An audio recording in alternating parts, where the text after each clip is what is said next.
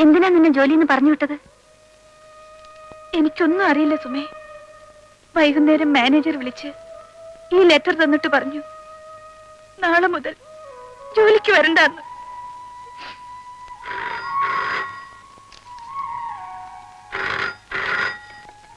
Hello, ഉണ്ടല്ലോ, കൊടുക്കാം. Mercy, നിനക്കാ.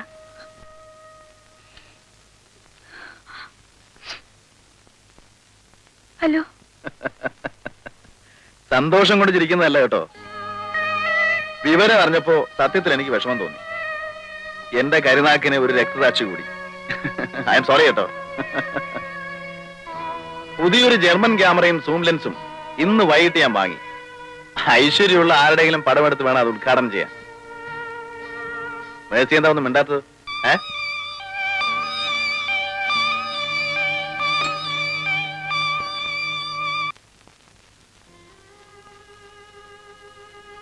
നീ ഇങ്ങനെ കൊച്ചുകുട്ടികളെ പോലെ ആയാലോ മേഴ്സി. ഒരു ജോലി പോയാൽ വേറൊരു ജോലി നമുക്ക് അന്വേഷിക്കാം. ഏതെങ്കിലും ചെറിയ കമ്പനിയിൽ വല്ല ടെമ്പററി ജോലിയും കിട്ടിയേക്കും. ആ ചെറിയ ശമ്പളം കൊണ്ട് വീട്ടിലെ കാര്യങ്ങൾ നടക്കുമോ സുമേ? നീ അതൊന്നും ഓർത്ത് വിഷമിക്കണ്ട. നല്ലൊരു ജോലി കിട്ടുന്നവരെ നിന്റെ വീട്ടിലേക്കുള്ള പണമൊക്കെ ഞാൻ അയച്ചോളാം. അതിനുള്ള നിവൃത്തിയൊക്കെ എനിക്കുണ്ട്. അതൊക്കെ എത്ര കാലത്തേക്ക് നടക്കും? സുഖമില്ലാതെ കിടക്കുന്ന അച്ഛൻ, പഠിച്ചുകൊണ്ടിരിക്കുന്ന 2 സഹോദരങ്ങൾ, എന്റെ വരുമാനം കൂടി ഇല്ലെങ്കിൽ ഞാൻ ആലോചിക്കായിരുന്നു, അവിടെ പോയി എല്ലാവരും കൂടി പട്ടിണി കിടക്കുന്നതിനേക്കാൾ ഭേദമല്ലേ മോഡലിംഗ്.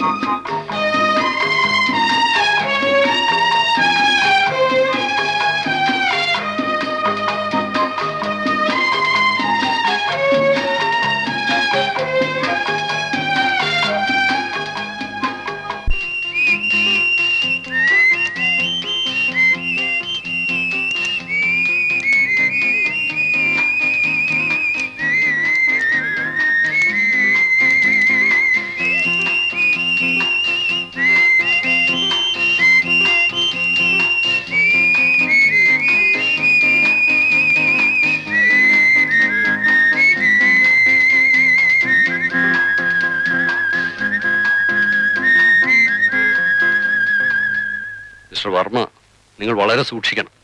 നിങ്ങളുടെ ഈ വളർച്ച പലർക്കും അത്ര രസിക്കുന്നില്ല. Quite naturally. No no, it's not that. അതത്ര നിസ്സാരമായിട്ട് തള്ളിക്കളയാൻ പാടില്ല. മറ്റു പരസ്യ കമ്പനിക്കാർ വെറുതെ നോക്കിയിരിക്കുമെന്ന് നിങ്ങൾ വിചാരിക്കുന്നുണ്ടോ? തീരെ ഗതിമുട്ടുന്ന അവരൊരു പക്ഷേ. എന്നെ അവർ എന്ത് ചെയ്യാനാണ് സർ? എന്റെ അസറ്റ് എന്ന് പറയുന്നത് it's my artistic talent, my brain, my hard work, of course. പിന്നെ സാറിനെ പോലെയുള്ള വെൽവിഷേഴ്സിന്റെ സഹായമുണ്ട്. അത് മോഷ്ടിക്കാൻ പറ്റില്ലല്ലോ. ഞങ്ങളുടെയൊക്കെ സഹായം നിങ്ങൾക്ക് എപ്പോഴും ഉണ്ടാവും. അത് മാത്രം പോരാ, you should be more careful. Mercy ഉണ്ടല്ലോ, നിങ്ങളുടെ ആ മോഡൽ, ആ കുട്ടിയെ മറ്റേതെങ്കിലും കമ്പനിക്കാർ തട്ടിയെടുക്കാൻ ശ്രമിച്ചേക്കും. അതിനൊരിക്കലും ഇടയാവരുത്. She's an asset for your firm.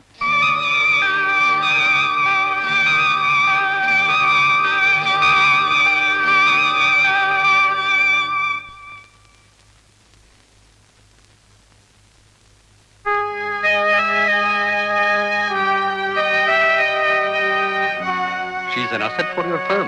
അവൾ കൈവിട്ടു പോകാതെ സൂക്ഷിക്കണം.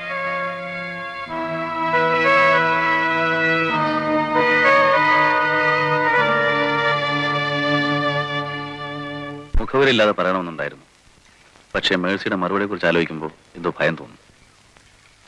ഞാൻ ആലോചിക്കുകയായിരുന്നു, ആവശ്യത്തിലേറെ പണവും അതിലേറെ ലോകപരിചയമുള്ള എനിക്ക് മേഴ്സിയുടെ മുഖത്ത് നോക്കി ഞാൻ നിന്നെ സ്നേഹിക്കുന്നു, വിവാഹം കഴിക്കാൻ ആഗ്രഹിക്കുന്നു എന്ന് പറയാൻ എന്താണ് ഇത്ര ഭയമെന്ന്. എന്നെക്കുറിച്ച് കുറേയൊക്കെ മേഴ്സിക്ക് അറിയാമല്ലോ. കഴിഞ്ഞ കാലം അതൊരു വല്ലാത്ത ജീവിതമായിരുന്നു. കുടുംബം, അതേക്കുറിച്ച് സ്വപ്നമെങ്കിലും കാണാൻ തുടങ്ങിയത് മേഴ്സി കണ്ടുമുട്ടിയതിന് ശേഷമാണ്. ആലോചനകളൊക്കെ പ്രോപ്പർ ചാനലിൽ കൂടെ വേണമെന്നുണ്ടായിരുന്നു. പക്ഷേ എനിക്കാരുമില്ല മേഴ്സി. ആ വലിയ വീട്ടിൽ ഞാനും നിന്നെക്കുറിച്ചുള്ള കുറേ സ്വപ്നങ്ങളും മാത്രം. മേഴ്സി ആലോചിച്ച് മറുപടി പറഞ്ഞാൽ മതി. ഇഷ്ടമുള്ളത്ര സമയം എടുത്തോളൂ. വേണ്ട എന്നാണ് മറുപടിയെങ്കിലും എന്നെ വിട്ടു പോകരുത്. ദൂരെ നിന്നെങ്കിലും എനിക്ക് മേഴ്സിയെ കാണാമല്ലോ.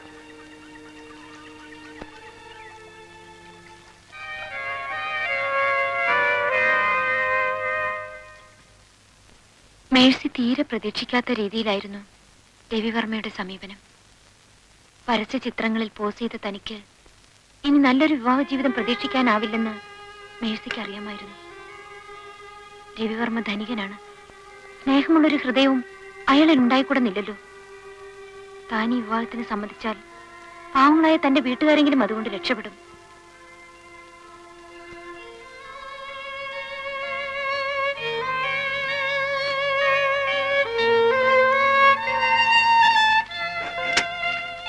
അന്ന് രാത്രി നാട്ടിലുള്ള തന്റെ ഇളയ സഹോദരിക്ക് മേഴ്സി ഒരു കത്തെഴുതി.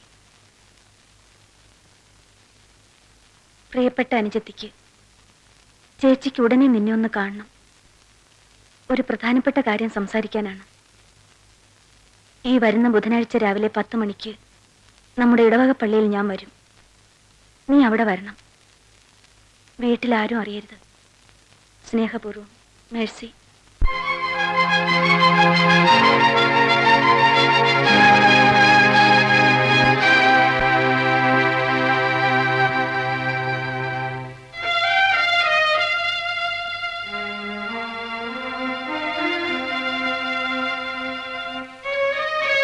അപ്പച്ചൻ ഇപ്പോഴിതറിയണ്ട. നമ്മുടെയൊക്കെ ഭാഗ്യം കൊണ്ടായിരിക്കും ഒരു പക്ഷേ രവിസാറിന് ഇങ്ങനെയൊക്കെ തോന്നിയത്. എന്നാലും രജിസ്റ്റർ കച്ചേരിയിൽ വെച്ച് അതൊരു അന്യജാതിക്കാരനെ വേണ്ട. നീ ഇപ്പോഴിത് ആരോടും പറയണ്ട.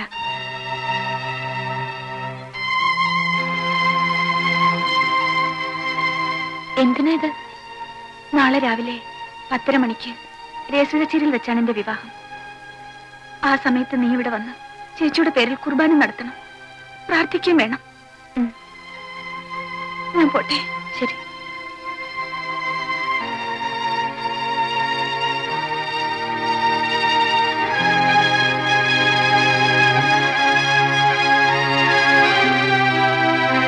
ഒരാഴ്ച കാലം അവരുടെ മധുവിധുവായിരുന്നു. വിവാഹ ജീവിതത്തിലെ സുഖവും സംതൃപ്തിയും മേഴ്സി അനുഭവിച്ചത് ആ 7 ദിവസങ്ങളിൽ മാത്രമായിരുന്നു.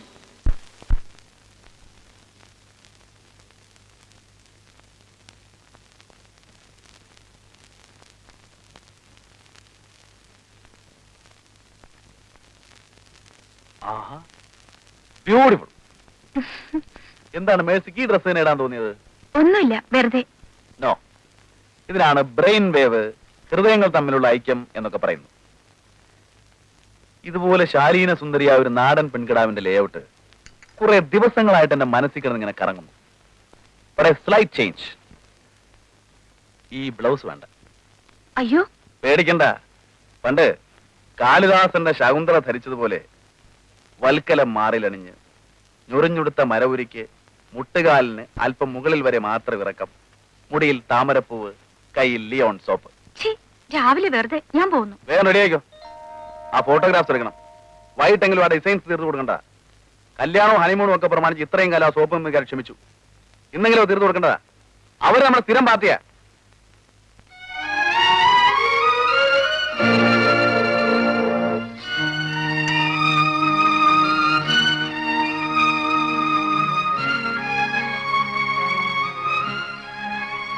രവിയേട്ടാ, കല്യാണം കഴിഞ്ഞാലെങ്കിലും ഇതിനൊരു മോചനം കിട്ടുമെന്നാ ഞാൻ ഓർത്തത്. എനിക്ക് മടുത്തു രവിയേട്ടാ. അതുമല്ല, ആൾക്കാരെന്ത് പറയും? ഇനി ഇങ്ങനെ മോഡലിംഗ് എന്നൊക്കെ പറഞ്ഞ്. ഏത് ആൾക്കാർ? ആൾക്കാർ പറയുന്നെന്നും പറഞ്ഞ് ഡിസൈനറും മോഡലും കൂടെ ഇവിടെ ഇങ്ങനെ കെട്ടിപ്പിടിച്ചിരുന്നാലേ നമ്മുടെ ആഫീസ് പൂട്ടും. ഇത്രയും കാലം അത് എന്റെ മാത്രമായിരുന്നു. ഇനിയിപ്പോ നിന്റെ കൂടെ. അത് ഓർമ്മ വേണം. പോയി ഡ്രസ് അല്ലേ?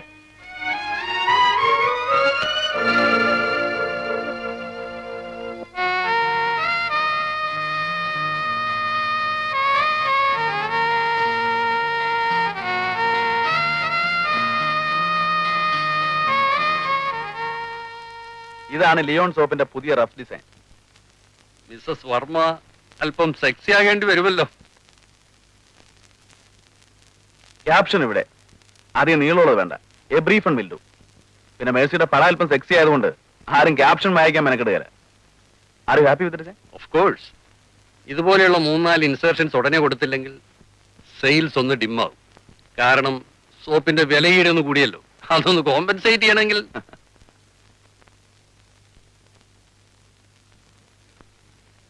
ഞങ്ങൾക്കൊക്കെ ആദ്യം വലിയ പേടിയുണ്ടായിരുന്നു. കല്യാണം കഴിഞ്ഞാൽ പിന്നെ വർമ്മയുടെ മിസ്സസ് ഇതിനൊക്കെ സമ്മതിക്കുമെന്ന്. Now we are really very happy. നിങ്ങളാണ് യഥാർത്ഥ കലാകാരൻ. Thank you sir. ബസ് റെഡിയായോ? ഇല്ല. എന്താ ഇത്ര താമസം? ആ ഡ്രസ് ഇടാൻ വയ്യെന്നാ പറയുന്നത്. ഞാൻ നിർബന്ധിച്ചപ്പോ എന്ന് കരയുകയാണ്. I can manage it.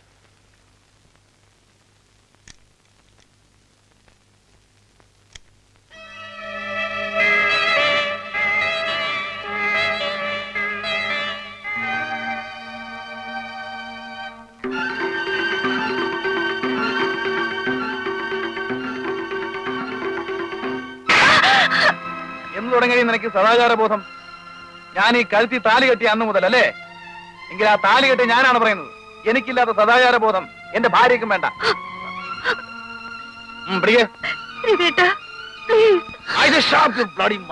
ഒരാഴ്ച മുമ്പായിരുന്നെങ്കിൽ തുണിയില്ലാതെ ക്യാമറയുടെ മുമ്പിൽ നിൽക്കാൻ പറഞ്ഞാലും നീ ചെയ്യുമായിരുന്നു അല്ലേ? എനിക്കറിയാമടി, ഇപ്പൊ നീ മുതലാളിയുടെ ഭാര്യയല്ലേ? അതിന്റെ അഹങ്കാരം വരെ. മിസ്റ്റർ വർമ്മ,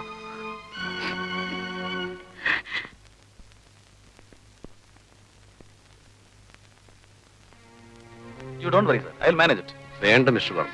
കുട്ടി തീരെ വില്ലിങ് അല്ലെങ്കിൽ പിന്നെ നമ്മൾ നിർബന്ധിപ്പിച്ച് ചെയ്യിപ്പിച്ചാൽ ശരിയാവില്ല. നമുക്ക് വേറെ ആരെങ്കിലും നോക്കാം. ഈ ലാസ്റ്റ് മിനിറ്റിൽ വേറെ ആരെ പോയി നോക്കാനാ? അതിനൊക്കെ നമുക്ക് വഴിയുണ്ടാക്കാം. വരും.